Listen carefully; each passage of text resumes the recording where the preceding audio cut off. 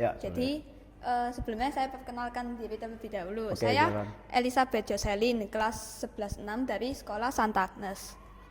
Saya Devon Diwasa Gunawan Chandra dari Sekolah Santa Agnes 11 juga.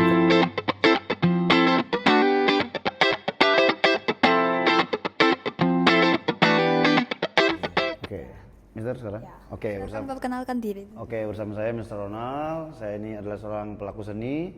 Kemudian saya mengajar di SMP SMA Anak Panah, mengajar seni. Oke. Ya.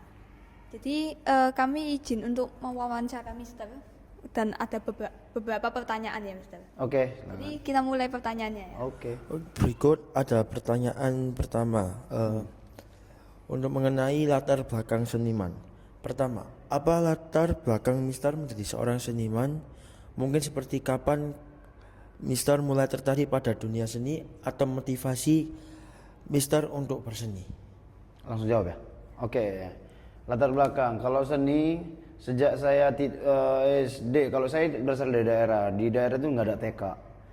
Saya udah suka seni dari sebelum sekolah. Terbukti saya gambar. Jadi semua di sekolah pun gitu. Semua buku saya semua itu full gambar. Jadi malah Mister itu nyatat malah sangat sedikit. Jadi full gambar-gambar. Jadi kalau guru udah tanya tentang catatan tuh biasanya Mister itu jewer karena semuanya gambar-gambar. Jadi ketertarikan terhadap seni itu udah dari sejak kecil. Terus konsisten sampai sekarang. Lanjut pertanyaan berikutnya Mister. Ya. Nomor 2, apakah ada seniman yang menginspirasi Mister? Kalau kecil enggak, kalau waktu kecil itu ya kan belum tahu banyak ya, belum tahu apa-apa. Tapi memang kalau soal seni saya suka musik, saya suka seni rupa. Tapi saya banyak bergeraknya di seni rupa.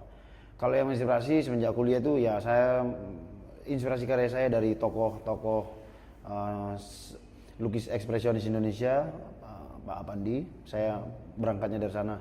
Saya menyukai tekniknya yang sangat ekspresif itu.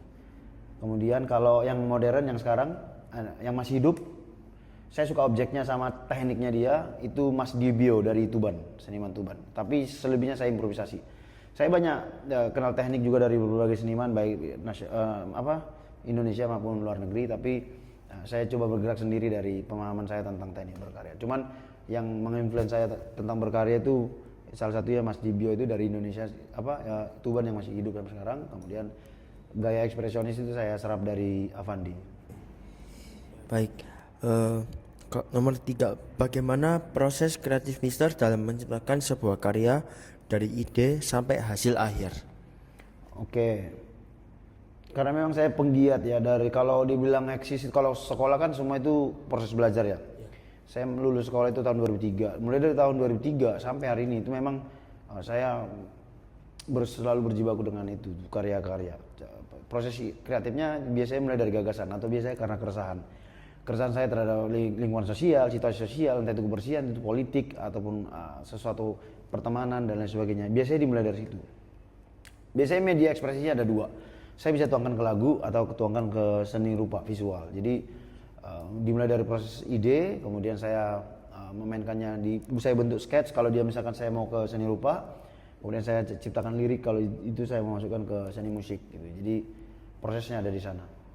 Terus gayanya ya tetap dengan versinya saya itu. Baik Mister. Baik, untuk nomor 4, bagaimana perasaan Mister saat berkarya? Ya semua saya luapkan di sana. Contoh karya itu tema tentang kemarahan, ketidakadilan pada orang-orang kecil misalkan. Ya udah, saya kayak merasa kegeraman saya tumpahkan di sana. Rasakan itu dituangkan saya tuangkan di kanvas itu. Contoh bila itu misalkan media kanvas ya, karena media gambar kan nggak hanya kanvas. Anggaplah media kanvas. Saya tuangkan di sana kemarahan, kegelisahan saya, ketidaksukaan saya terhadap situasi itu. Saya tumpahkan semua di situ. Nanti terlihat itu bentuk-bentuknya itu terlihat nggak terlalu detail itu. Oke, pertanyaan yang selanjutnya. Oke. Menurut Mister, apa tantangan terbesar menjadi seorang seniman di masa sekarang? Yang pertama, kalau kita mengacu ke seni rupa murni ya, memang pada akhirnya kita akan bertempur dengan yang namanya teknologi. Karena pada akhirnya selera masyarakat itu cenderung ke gimana caranya karya itu cepat tersaji, mudah dan murah. Sementara kalau kita di seniman murni kan kita prosesnya lama walaupun memang itu butuh sentuhan tangan yang super estetik ya, tapi kebutuhan masyarakat masa kini kayaknya kita tantangannya di sana. Kita berhadapan sama yang sekarang AI dan lain sebagainya. Jadi ya kita mesti sembari kita berkarya, kembali juga kita harus ngikutin perkembangan zaman. Kalau bagi Mister, bagaimana pendapat Mister tentang karya-karya AI begitu? AI membuat orang menjadi palsu. Jadi banyak kepalsuan di sana. Bahkan orang yang nyaris kurang paham tentang AI itu keluar produknya AI itu dipikir sungguhan, padahal enggak. Itu semuanya palsu. Jadi kemurnian itu nyaris hilang itu dengan adanya AI. Jadi kalau pendapat saya sendiri tentang AI, saya sampai sekarang nggak suka sama AI. Ya walaupun suka secara subjektif ya, penilaian saya secara subjektif. Karena kalau kita bicara tentang karya itu kejujuran, kita harus jujur dalam berkarya. Sementara kalau di AI sendiri itu semua manipulasi semua. Ya betul. Sekarang saya ingin menanyakan mengenai karya-karya Mister ya. Oke. Jadi bisa diceritakan tentang salah satu karya Mister yang paling berkesan bagi Mister, yang pernah Mister buat mungkin atau yang sekarang sedang Mister buat mungkin bisa. Oh, karya yang berkesan ada banyak sih. Salah satunya kalau karya lukis ya, di kanvas itu saya pernah membuat lukisan ikan arowana setengah badan dengan tubuh yang kurang bagus. Kemudian ada kumis apa sih namanya yang arowana di bibir bawah itu kan ada kumis, itu saya kasih semacam kerusakan di situ. Kemudian saya tulis di teks itu kan dengan gaya tulisan saya itu be yourself. Kemudian itu salah satu lukisan yang pernah saya terima dengan harga tertinggi itu. Ya enggak perlu saya sebut angkanya, tapi itu cukup berkesan. Terus yang kedua, banyak karya saya yang berkesan. Yang kedua, ada sepasang suami istri meminta karya saya. Dia ini artis penyanyi gitu. Kemudian dia minta karya tapi harus murni dari pikiran saya. Terus waktu itu saya memberi, tapi harus abstrak. Nah, sementara saya kan bukan pelukis abstrak. Tapi kan kita seniman ya, kalau tantangan gitu ya kita ambil aja, kita terima gitu. Bukan soal harga yang akan dia bayar, tapi dia menyukai karya kita gitu. Self brandingnya kita jalan, dia menyukai apa yang kita lakukan. Kemudian dia minta karya saya waktu itu. Kemudian yang paling berkesan itu si calon istrinya ini sangat suka dengan karya itu salah satunya. Artinya yang saya buat itu membuat orang jadi senang. Dan yang paling berkesan banget itu waktu karya mural. Di waktu musim pandemi, saya lolos, saya dapat proyek besar di salah satu tempat wisata di Sidoarjo. Saya berkarya mural di sana selama kurang lebih 1 tahun lebih. Jadi hampir semua spot-spot itu saya yang bikin. Kemudian yang kesannya adalah saya lolos dari pandemi karena itu. Salah satunya karena itu. Jadi saya dapat proyek itu. Nah, jadi sangat berkesan. Jadi bagi Mister dari karya-karya tersebut yang paling berkesan itu yang mural. Wah, nggak bisa diukur, kan tergantung situasi sama kondisinya. Oh iya betul. Nah, kalau yang tadi kan karena memang kita bangga aja, kita waktu itu kita masih muda tapi punya karya yang mahal. Kemudian kita karyanya sangat disenengin atau dikagumi sama orang. Iya. Terus saya juga pernah pameran di kampus, dari seluruh karya yang dipamerin cuma karya saya yang dilirik orang. Nah, itu kan cukup berkesan kan? Iya betul. Terus yang paling ya tergantung situasi dan kondisinya. Jadi saya nggak bisa menentukan ini yang paling berkesan. Semuanya itu berkesan. Termasuk yang saya lolos dari pandemi, saya dapat proyek mural itu ya karena itu. Jadi itu cukup berkesan buat saya. Jadi apakah ada makna atau pesan utama yang ingin Mister sampaikan melalui berkarya gitu? Ya pada dasarnya memang karya itu untuk menyampaikan pesan ya. Iya. Ya orang harus bertanya. Jadi karya itu harus menggelitik. Itu bahasa kita di seniman ya. Kalau karya itu nggak menggelitik, karya itu cenderung diabaikan itu. Tapi ketika dia punya daya tarik, punya magnet itu sehingga orang itu datang dan mereka itu haus untuk bertanya karena mereka ingin tahu tentang isi atau makna dari visual yang kita ciptakan itu. Iya. Lalu unsur estetika apa yang paling Mister perhatikan selama berkarya gitu? Saya senang teknik. Ya selain objek ya. Iya, betul. Objek saya suka, tapi teknik juga saya suka sekali dengan teknik yang saya nggak pernah temuin gitu. Kemudian saya akan dan itu yang juga saya suka tumpahkan. Jadi contoh kayak karya-karya saya biasanya saya otak-atik, tapi ada beberapa spot itu yang itu banyak mengandung pertanyaan itu.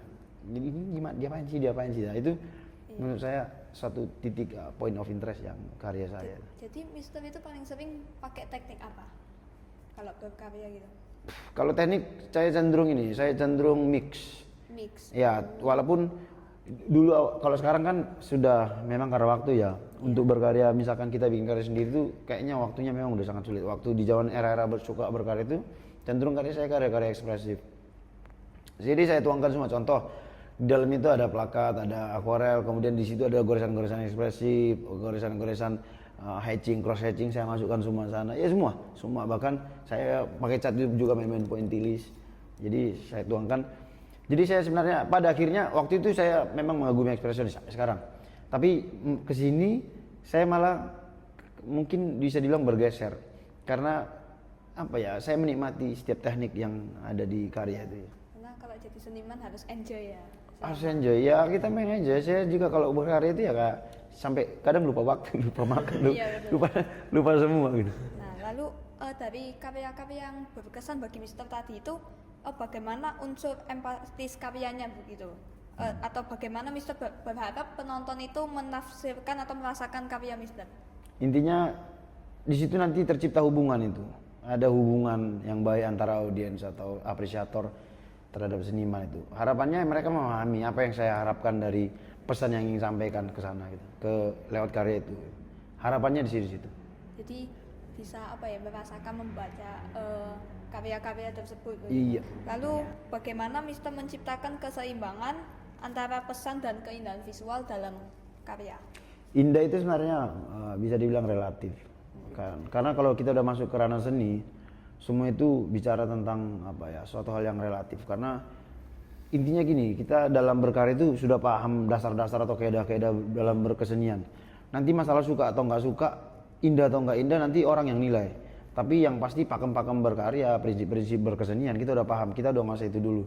Kemudian nanti dari 100 pengunjung ya 2 yang suka, memang porsinya ada di situ. Jadi ya terserah aja. Jadi kita nggak pernah pusing di sana tentang keindahan yang pasti kita sendiri seorang seniman yakin torehannya kita itu torehan-torehan estetik. Jadi tergantung orangnya suka apa atau nggak suka. Berarti sebenarnya kalau seni ini yang paling penting itu dalam penyampaian pesannya ya. Jadi bagaimana seniman ini itu menciptakan pesan supaya penontonnya itu bisa merasakan juga gitu, mendapat pesannya.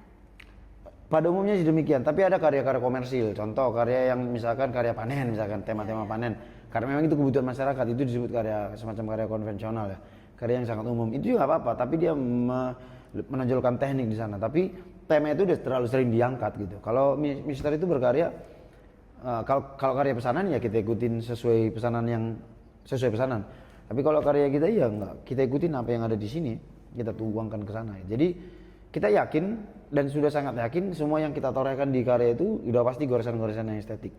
Jadi nanti tergantung orang yang menilainya, apakah itu mereka suka, mereka merasa itu sangat indah atau mereka sama sekali tidak suka. Ya itu, dan kita itu hal yang normal. Ya berarti ya itu semua itu tergantung penontonnya ya. Tergantung mereka, sudut pandang mereka kan beda-beda kan. Ada yang bilang ini bagus banget, ada yang bilang bagusnya gimana? Enggak ada bagusnya. Nah itu nanti terserah apresiator apakah mereka menyukai karya kita atau suka atau merasa karya itu sangat bagus atau enggak, itu nanti dari sini. Kalau dari kita sendiri udah pasti bagus kan. Ya, kita merasa ini ya udah, kalau kita udah siap udah tampilin pasti kita merasa ya itu yang terbaik gitu loh. Tapi tergantung nanti apresiatornya atau audiensnya atau yang melihat mereka itu cocok nggak gitu.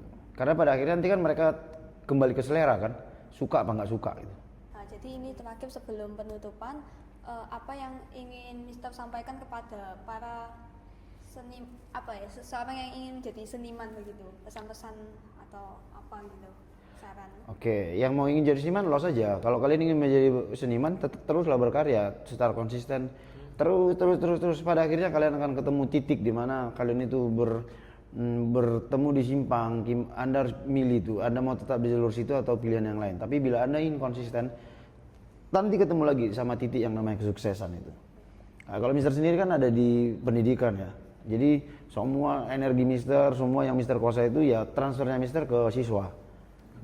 Gimana cara siswa ini, saya bukan soal lukisnya atau soal bikin patung enggak, tapi bagaimana mereka menjadi orang yang kreatif. Ya itu aja sih. Ya, itu Mister. Jadi itu saja yang bisa Oke. kami tanyakan. Sebelumnya terima kasih banyak atas waktunya karena Mister sudah meluangkan waktu untuk kami. Oke. Ya, kami berterima kasih. Semoga Mister sehat selalu Amin, dan Tuhan amin. memberkati. Tuhan berkati. Ya, sekian dari kami. Terima kasih. Oke, terima kasih, sukses, sehat selalu.